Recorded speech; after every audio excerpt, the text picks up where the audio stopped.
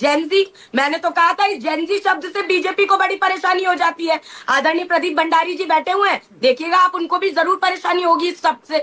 लेकिन जेनजी को जो बार बार बीजेपी की तरफ से अरे भड़का दिया, ये कर दिया, अरे सुब्रत पाठक जी का बयान है, वो भाजपा के पूर्व सांसद है कन्नौज से। वो कह रहे हैं कि अगर जेनजी क्रांति लाएगा तो सबसे पहले राहुल गांधी जी का घर जलाएगा, सबसे पहले अखिलेश यादव का घर जलाएगा।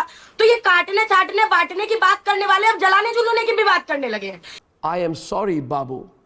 हेलो दोस्तों, आज के वीडियो में हम आपके लिए एक धमाकेदार डिबेट लेकर आए हैं जो कि आपको बहुत मजा आएगा। तो दोस्तों हो जाइए तैयार, क्योंकि इस डिबेट में आपको मिलेंगे तीखे तकरार। तो बिना देरी किए चलिए शुरू करते हैं आज का ये जबरदस्त डिबेट। तो सीधी बात है, देखिए, कांग्रेस पहले लड़ी थी गोरों से और अब लड़ रही है वोट चोरों से।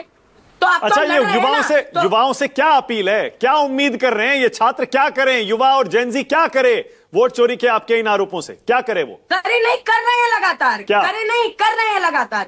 देखिए कितने आंदोलन नहीं किए, कितने डंडे नहीं खाए युवाओं ने, पेपर लीक के लिए क्या धरने पर नहीं बैठा। नहीं, एक मिनट, नहीं, मैं दूसरा सवाल मेरा दूसरा है। आप ये जो बार बार राहुल गांधी, मैं कह रहा हूं ना, वोट चोरी की गेंद इस मुद्दे की युवाओं के पाले में जो डाल रहे हैं, युवाओं को ही संविधान बचाना है, वोट चोरी के मुद्दे पर उन्हें ही सरकार को कटघरे में खड़ा करना, क्या चाहते हैं उनसे, वो क्या करे? भाई इसीलिए कहा जा रहा है, जब बिहार के अंदर चुनाव आयोग एक आंकड़ा पेश करता है कि फॉर्म 6 जो कि पहला मतदाता, पहली बार जो मतदाता बन रहा है उसके लिए भरा जाता है, तो जो उसमें 27% तो 20 से कम उम्र के हैं, बाकी कोई 80 साल का व्यक्ति है। ये बताइए कोई 80 साल का वृद्ध पहली बार वोट देगा क्या? कोई 100 साल का व्यक्ति है। तो हम जेनजी से यही, भाई जेनजी चाहता है ना कि उनके साथ वोट के साथ तो खिलवाड़ ना हो, कम से कम आप उनके वोट के साथ भी खिलवाड़ कर देंगे तो जेनजी तो आगे आएगा। व्यक्ति द्वारा व्यक्ति के मतलब वोट से ना, वोट से आगे आए, यही चाहते हैं ना आप कि वोट से आगे आए। सुनिए, व्यक्ति द्वारा व्यक्ति के शोषण को समाप्त करना क्रांति है। पहले यही क्रांति हुई थी हिंदुस्तान आजाद कराने के लिए, तब भी गलतियां हो रही थी, तब आजादी के लिए युवा निकल के आया कि नहीं निकल कर आया, क्रांति हुई। अब एक और क्रांति लाएगा, युवा भी लाएगा, जेनजी भी लाएगा, वो क्रांति होगी वोट चोरी के खिलाफ। नहीं, क्रांति एक सेकंड साधना कौन सी क्रांति? सम्राट चौधरी, साधना इस क्रांति में क्या होगा? डिग्री कहां से आ जाती है पीएचडी की? इस क्रांति में साधना क्या होगा, यही तो पूछ रहा हूं मैं। इस क्रांति में क्या होगा? वोट से होगी क्रांति या कैसे होगी? सड़कों पे होगी, क्या होगा? वोट, सबसे पहली क्रांति वोट से ही होती है और वोट से ही क्रांति होगी। लेकिन सबसे पहली बात तो यही प्रश्न है ना मानक जी कि वोट पर ही वोट चोरी कर देंगे तो क्रांति वोट के द्वारा कैसे करेगा युवा? फिर तो युवा को सड़कों पर आना पड़ेगा, युवा को अपनी आवाज और बुलंदी से रखनी पड़ेगी, और युवा रख रहा है और जेनजी भी रख रहा है। और सीधी बात यह है, बिहार के अंदर जो हमारी बैठक होने जा रही है, इतने बौखला गए हैं भाजपाई कि किस तरह से, देखिए वहां के जो प्रशासन और शासन है वो किस तरह से होर्डिंग हटा रहा है, पोस्टर फाड़े जा रहे हैं, होर्डिंग चेंज किए जा रहे हैं वहां से, और कहा जा रहा है कि भाई ये तो प्रशासन का काम है।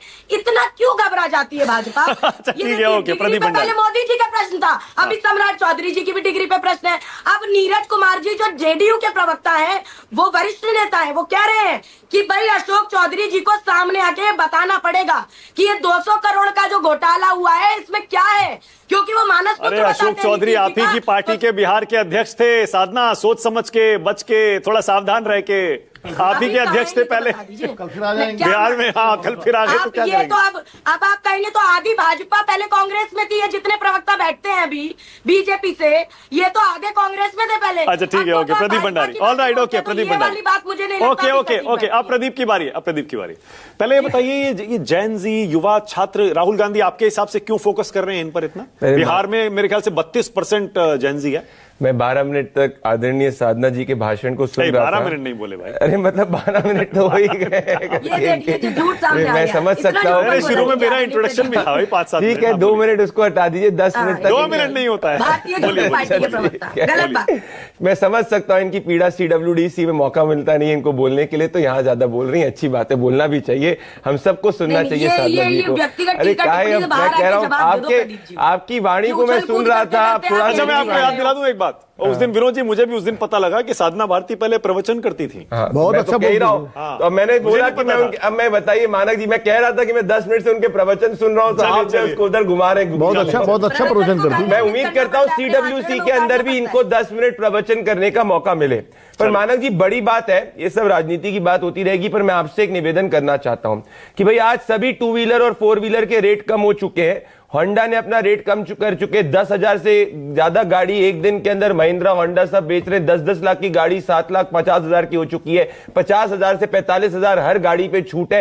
आप भी जाके नई गाड़ी लीजिए, क्योंकि मुझे मेरे सोर्सेज बता रहे हैं आप कभी से नई गाड़ी लेना चाहते थे, मोदी जी ने आपका ये सपना भी पूरा कर दिया है। तो आप हमसे भिड़ते रहिए पर नई गाड़ी जरूर लीजिए। मैं हर्षवर्धन जी को भी निवेदन करूंगा, आशुतोष जी को भी निवेदन करूंगा, विनोद जी आप सभी नई गाड़ी लीजिए, ये मौका है कांग्रेस कभी नहीं दे सकती थी, मोदी जी ने जो दिया है। साधना जी आप भी ले लीजिए, आप भी ले लीजिए, राहुल जी के समय नहीं हो पाता था पर ले लीजिए आप, ये आपको मौका, हम हमारा विरोध करते करते ही ले लीजिएगा, वहीं से डिबेट करिएगा नई गाड़ी लेते लेते, ठीक है। अच्छा साधना एक सेकंड, साधना एक सेकंड, साधना 1 सेकंड, साधना एक सेकंड। हाँ हर्षवर्धन जी कुछ कह रहे हैं, क्या कह रहे हैं हर्ष जी, क्या कह रहे हैं?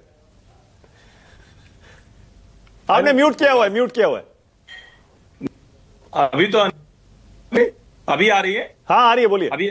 अच्छा 2016 से मेरे पास जो गाड़ी है वही चल रहा हूं। हाँ। और अभी देखिए मैं जितने साल तक चलेगी उतने साल तक चलाने वाला हूं। तो ये बचत करिए लेकिन जबरिया बचत न कराइए, ठीक है ना?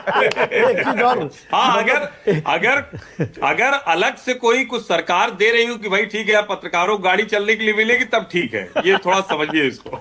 नहीं 1.5-2 लाख रुपए बचाने के लिए 20 लाख रुपए खर्च करो। हाँ बताइए, भंडारी जी कुछ इंतजाम करे तो देखा जाए। नहीं विनोद जी, ना समझे एक सेकेंड, ये प्रदीप भंडारी क्यों कर रहे हैं? ये बीजेपी के प्रवक्ता हैं और ये बीजेपी की स्ट्रेटजी है।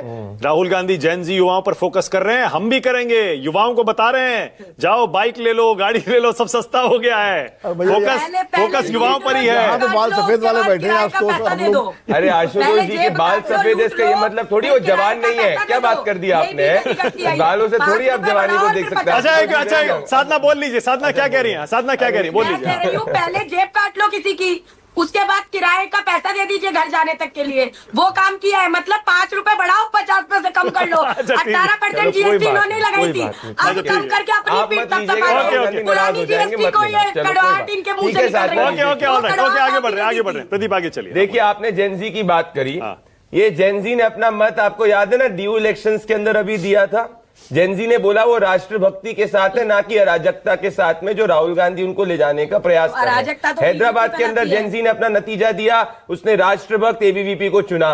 पंजाब में जेनजी ने अपना नतीजा दिया, उसने राष्ट्रभक्त एबीवीपी को चुना। तो हर तरफ से जेनजी वोट के जरिए तो वो बता रहा है वो राष्ट्रभक्ति के साथ है, ना कि अराजकता के साथ में। इसीलिए अब साधना जी की पार्टी भड़काने का प्रयास कर रही है और कह रही कि सड़कों पे आ जाओ, क्योंकि वोट तो तुम हमें दे नहीं रहे हो, तो सड़कों पे आ जाओ। ये इनकी स्थिति है। अब मैं राहुल गांधी के बड़े अच्छे लॉजिक को आगे ले जाना चाहता हूं। राहुल गांधी जी ने कहा कि भाई बेरोजगारी, साधना एक एक करके, साधना वन बार सुनिए ना, आराम से सुनिए, आप बोलिएगा बाद में।